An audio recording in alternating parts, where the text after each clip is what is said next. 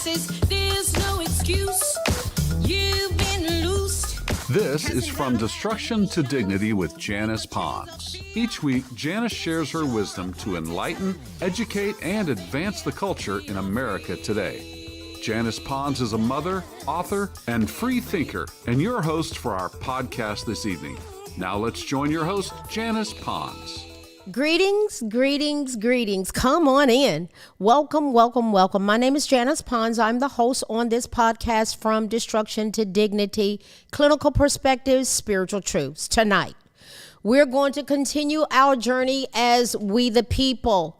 We've been focused on a specific path, very specific, related to gaining a clear understanding regarding how our nation is structured, how it's supposed to work. There have been challenges to keep that flow impeded. However, there's been a thrust and a change is going on. This great flag behind me is a great symbol connected to our amazing nation. This seal is to remind us of the importance of praying for the president of this nation.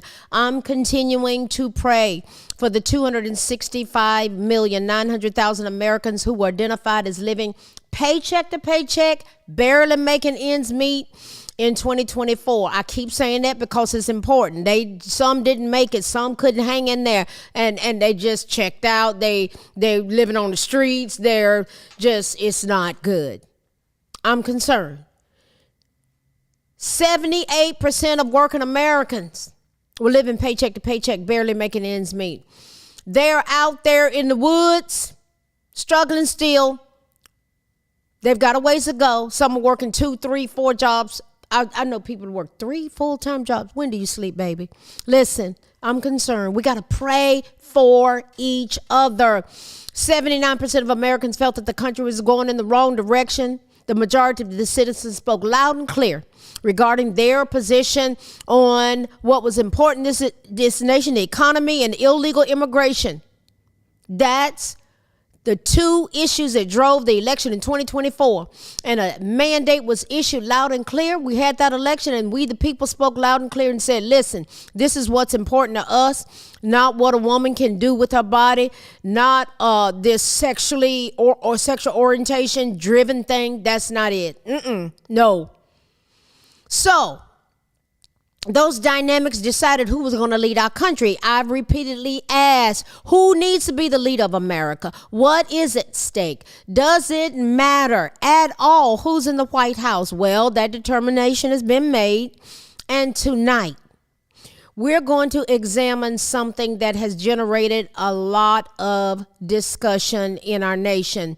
Some Americans view President Donald John Trump as someone who's racist, rude, lacks skills. My question is that the case? One thing that I love and respect is when someone can be intellectually honest. That means they're not lying. They can look at something, think it through, and just get honest and tell the truth. One person who is that way, that has earned my respect, is Van Jones. Although we have different values and beliefs, I respect him and his assessment regarding what happened in our nation that gave us the election results that we got that are affecting what's going on right now. And it's just a reality. According to Van Jones, who was the former Obama advisor, indicated that despite his characterization in the press, Trump is smarter than all of his critics. This is what Jones said, and I quote. He said, listen, we woke up in a body bag, giving a stunning admission about why Trump absolutely steamrolled the establishment. He's a CNN talking head. He spoke at length about the American political class failed to understand which way the wind was blowing and how it knocked them over on November 5th, 2024. Jones, like I said, he's a former Obama advisor who had several weeks to get. He had a lot of time to get over his election night despair. He was particularly candid, and I loved it. He was intellectually honest about how President Trump was able to electorally crush Kamala Harris and retake the White House. In spite of us them telling us she's ahead in the polls. Never believed it. It was a lie the whole time. I knew it was. God told me they were lying. He retook the White House, underscoring that Trump outsmarted his critics, particularly those in the media who misread his appeal and extra political strategy. After suggesting that the liberal political establishment is all screwed up, that's what Jones said. He said it's just all screwed up. The political establishment is screwed up and detached from the electorate and of the electorate's wants and needs. Wow, Mr. Jones, thank you for your intellectual honesty. Oh, yeah. This is what Jones said. I loved it. He said, we were so off. We weren't, Jones said, listen, we weren't even reading the actual electorate at all. And he gave some examples. He said, we were using completely outdated terms, modes of analysis, and concepts like swing voter, moderate voter, male voter, female voter. None of that stuff is what Donald Trump's team focused on. 3 weeks ago or so, we covered the 3-point strategy that Laura Trump, his daughter-in-law, used. It worked. So his team had another angle. Whereas Kamala Harris had a particular focus where she ran a political campaign. She was running it. She ran. It's over. Largely targeting Americans on the basis of immutable characteristics. Jones suggested that Trump alternatively ran a masculinist. He focused on men. Yeah, men, the ones I love. Masculine cultural movement. He didn't forget about the women because the women came over. Even Democrat women came over. They crossed the aisle. But he focused on a cultural movement, drawing numerous subcultures, including UFC, the Ultimate Fighting Championship. I never will forget when he was at that fight, in that championship fight, that man, he came over, gave the belt to Trump, and it was amazing that interaction Trump had with him. I love how they were shaking hands, and when Trump changed the position of his hand, and they were just man to man. I loved it. He focused on the culture of the health and wellness people. That's a culture. He focused on the crypto folks. Cryptocurrency. Oh, yeah. That's a culture.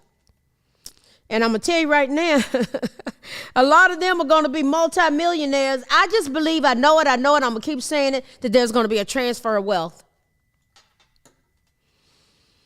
He was engaging these people, talking to them, and taking them seriously. Trump has something for a lot of different people, different cultures. He reached out to Black Americans, Asian Americans, Hispanic Americans, Native Americans. I remember when it was a Jewish group that was coming to him.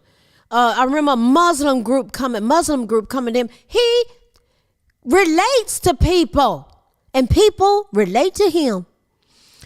Van Jones indicated that Democrats made matters worse for themselves by thinking in terms of left and right, by failing to understand that Trump was, in some cases, playing a vertical game, appealing across party lines to low trust groups as opposed to those still trusting in liberal institutions. According to Jones, this is what he said. He said, we look like idiots. We woke up in a body bag the day after the election, and we didn't even know it. He said on election day, we were in a body bag. We thought that because CNN, NPR, New York Times, all of those mainstream medias was pretty much beating the hell out of Donald Trump, that Donald Trump was getting the hell beat out of him. That's what he said. But he said, listen, the mainstream media is actually now, by the numbers, on the fringe. Van Jones pointed out something that is the truth, that alternative media has far and away eclipsed legacy media, such that it's not unheard of for CNN and Fox News to grossly underperform a Twitch streamer you've never heard of. He said, we got beat on platforms we've never even heard of. The problem you're going to have now is when Joe Rogan sits down with Donald Trump, there were 48 million people that watched that on YouTube. Yeah, the YouTube. I love it. Yeah, I've got a YouTube channel. I'm learning how to grow it. I'm going to learn how to grow it. I got to learn that. But, this podcast is over there. He said, we didn't have that many people watching the debate on CNN. So, guys, get out of my face. That's what Jones said. Get out of my face. We had the wrong analysis. He said, we didn't even have the conceptual framework to understand what's happening to us. We don't get it. We got beat by something that we don't even understand. I understand it. Millions of us understand. Oh, yeah. Wisdom is the principal thing, but wisdom is the principal thing. Therefore, get wisdom. But in all that get and get understanding, we understand.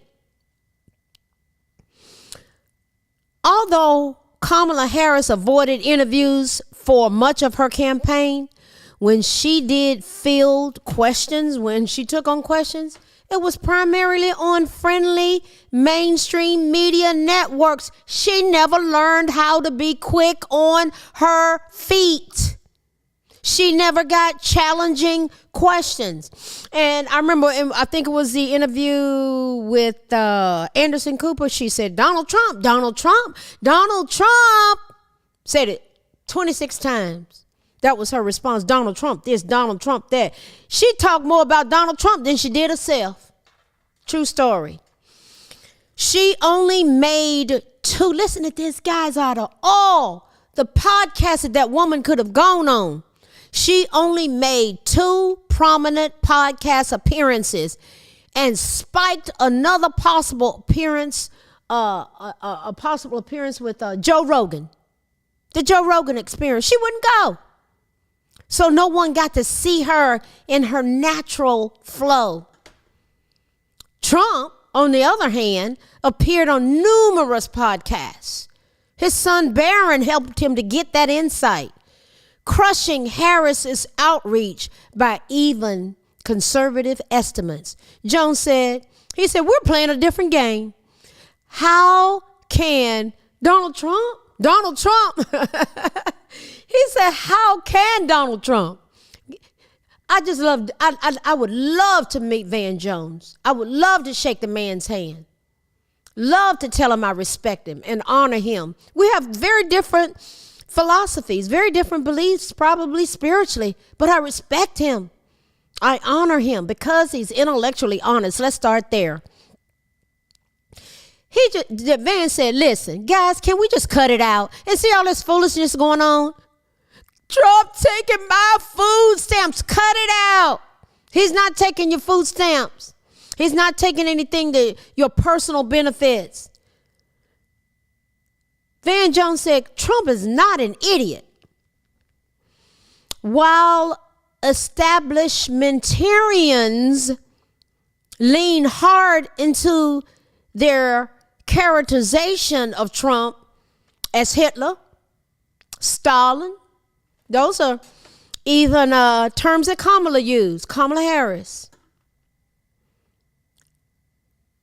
Many have suggested that over the years that the Republican president was equipped with substandard mental faculties. The man's a genius. Trump was called all kind of names. Let me just be very clear, Jones said. Donald Trump is smarter than me, you, and all the other critics. And here's the as evidenced by. As evidenced by what? That's what Janice's clinical mind always says. As evidenced by what? And this is what Van said. You know how I know? Love it. He said, because he has the White House, the Senate, the House, the Supreme Court, the popular vote. He has a massive media system bigger than the mainstream built around him and for him, and a religious fervor in a political movement around him. And his best buddy's the richest person in the history of the world, and the most relevant Kennedy is with him. That's the observable and measurable evidence of how brilliant he is. Like him or leave him. This is fact, what I've said. Jones said, the dude's a phenomenon. He's the most powerful human on earth, and he's down to earth. I am blessed that I have had the opportunity to see someone like him in my lifetime. I don't worship the man. The man goes to sleep. He doesn't sleep much, I heard. He works. But he's got to get up and go to the bathroom every day just like I do. I honor and respect everything that Van said. He said, y'all need to get over. He said, the more we talk, the more we look like idiots. That's what Van Jones said. He stressed that the liberal establishment's failure to understand Trump doesn't mean he's dumb. We don't understand it. That means we're dumb. That's what Van Jones said. As my 101-year-old mama says, I'm just telling you what they told me. That's what Van Jones said. That's what he told us. We got beat by something we don't even understand. I love it. Intellectual honesty. I respect that. He called out the Democratic Party on their pattern of lying. They lied over and over and over again. And finally, people figured it out. And they were like, I don't want to have anything else to do with them. That's why I used to be a dyed-in-the-wool Democrat with a black twist. And I left them when I saw how the lies that were being perpetrated. They lie about history. They lie about so much. And I was like, man, in my Christian walk, I can't even hook up with it anymore. They lie. So, you still with me? Look, I want to provoke thought, bring awareness, and us looking together towards intervention. And from our clinical perspective, we're going to examine this together. Why do people lie? People lie for many reasons, including to protect themselves. When I worked as a school psychologist, I ran into these little kids. They just lie. And I would ask them something, and I said, did you do that? They go,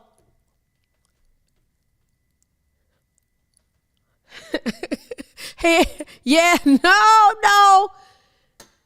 The bottom line with those little kids, they were lying to cover up a perceived weakness. A perceived weakness. People lie for many reasons, including to protect themselves, to avoid judgment, or to impress others. Sometimes people lie for protection, to protect others. People lie to protect others from harm or discomfort. For example, someone might lie to prevent a friend from getting in trouble. When I can find out why a person is lying, particularly a child, I can get to the core of their soul in a heartbeat, in a drop of a hat. They lie to protect themselves. People may lie to avoid punishment, retaliation, or being judged, and you find out what's going on in the core of their soul. Their soul is their mind, their will, their emotions, their intellect, their drive, and their desires. And God can show you how to take that thing and just take it and turn it 1 degree, and they'll get on a right path, and they can become a great leader. Ask me how I know. Why do people lie? Avoidance. Avoid judgment. People may lie to avoid being shamed or criticized. Bottom line. Avoid disappointing others. People may lie to avoid disappointing themselves or other people. Sometimes people lie. They were lying on Donald Trump. Why? Did they lie because they wanted to impress others? People may lie to impress others or appear more favorable. For example, teenagers may lie to gain social acceptance. Here's some other reasons why people lie. We're just talking out loud because there's a lot of lying going on.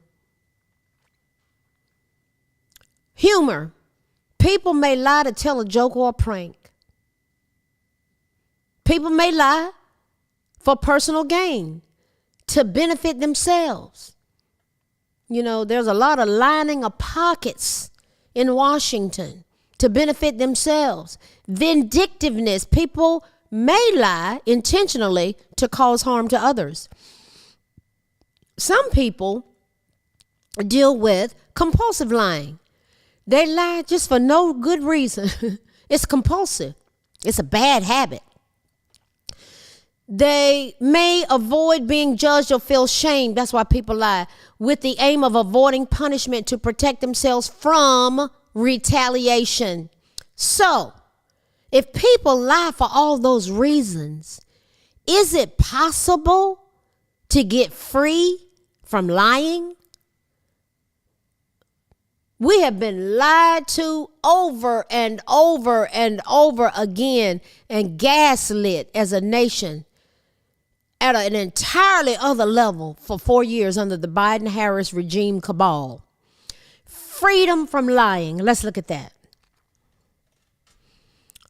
Freedom from lying can be achieved by being honest and telling the truth. I remember when I went through this little phase of lying. When I was young and I was growing, you know, it was that adolescent thing going, and God was tugging on my heart. And one thing that I started doing, I said, hold on.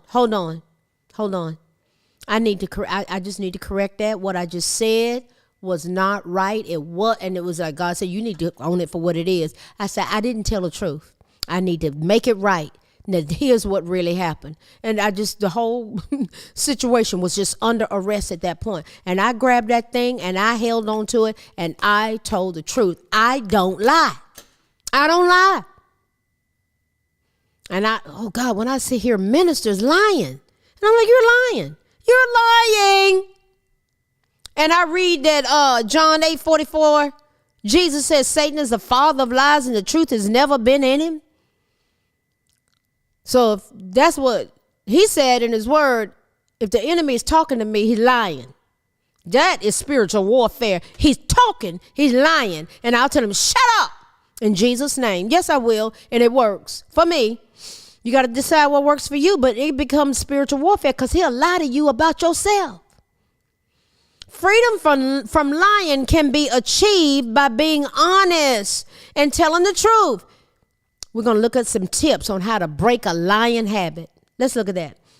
Sometimes there are triggers. Identify the triggers. What would happen if we identify triggers? Recognize what situations make you most likely to lie. What would happen if we start small?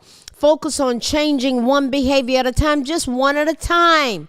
What would happen if we set boundaries, know what is acceptable and what is not? What would happen if we incorporate in our thinking being kind, being tactful, and considerate of others? What would happen to us as a nation if we find alternatives, think of other ways to handle a situation and talk it out and say, listen, I do this all the time with people that I love. People that know me, I say, listen, I need to hear what I'm thinking. What is it, Janice? And I sit there and go through it and I get all kind of revelations. We get it together and God starts speaking to me and it's powerful things that happen. Oh yeah.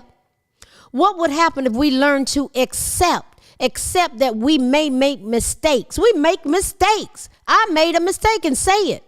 And that it's okay to ask for forgiveness. Forgive me, I'm sorry I missed it. I take full responsibility for that. It takes the wind out of the enemy trying to wear us out. What would happen if we write it down, keep a record of your progress? What would happen if we're very, we become cognizant of what we share, being selective about what we share with others? What would happen if we change the subject?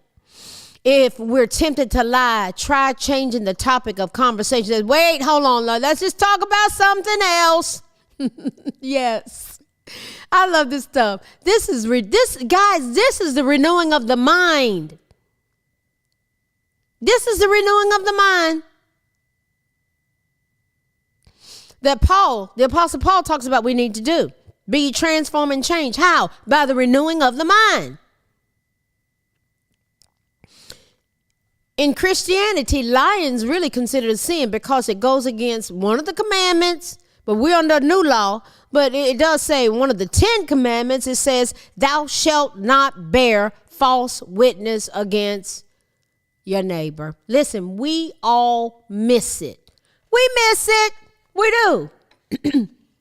But you know what? I've lived long enough to learn that when I miss it, the quicker that I take responsibility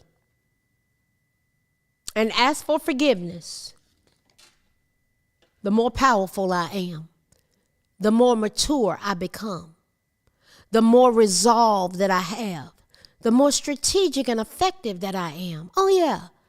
I don't mind using myself as an example. I'm very transparent, particularly if it helps to provoke thought, bring awareness, and us together looking at intervention. What have we looked at tonight? The power of being intellectually honest and from a clinical perspective, freedom from lying. What would happen if we do this as a nation? Listen, I love this nation. I love children. I love youth. I love everybody. This is why I keep coming on this podcast. I am so grateful for your support. You know, I said it last week, and I'll say it again. I think it's okay for me to just thank you for your support in 2024. This podcast grew 1,200%. I was blown away when I saw those numbers. Wow, God, thank you, Father. And thank you, listening audience, those on these podcast platforms. Thank you for sharing it. Thank you for listening. I'm so absolutely grateful for your support. Listen, we're one nation. Yes, we are. We are forming a more perfect union, which means we're flowing together as one. We're one nation under God. The enemy has tried to divide us, but he's a father of lies, and the truth has never been in him. So if he's talking to us, he's lying. He's trying to divide us, but I say we unite as one. We're proud to be Americans. We support each other. When we support each other in being truthful and forgive one another and love one another and have mercy on one another. Oh yeah, that's us. That's America. We're one nation under God, indivisible. You're not going to divide me from those that I love. Sometimes we have to set boundaries with those that we love. Sometimes it's a healthy thing. But listen, we are going somewhere. It's expecting us when we get there. We prayed for the results of the election that we got in 2024. I appreciate people like Van Jones that laid out the truth of why we have a GOP trifecta now. We're running every branch. Yes, a conservative slant is in the house now. And so we need to pray for our nation and pray that the eyes of all of our citizens, the eyes of our understanding are being enlightened, that we know the hope of God's calling for every area of our lives, and we get on track for our children, our posterity. They need us to get it right instead of being divided around sexuality and all that kind of stuff. That's over. We're not focused on that anymore. We want to build them up academically, build them up spiritually, set them up for success. That's where we're going. We're going somewhere. It's expecting us when we get there. Come and go with me. There are millions of us going together. Listen, thank you for coming. Keep coming back. I will see you next week. I love you. I appreciate you. God bless you. Good night. Thanks for listening to this week's episode of From Destruction to Dignity with Janice Pons. Janice's mission is to provoke thought, bring awareness, and point people towards intervention when needed. As a reminder, this show is not therapy, but for educational purposes only. For more information, check out JanicePons.com or follow her on social media. We are one power, strength is ours, liberty, been set free, education, affirmation, dedication, information, revelation.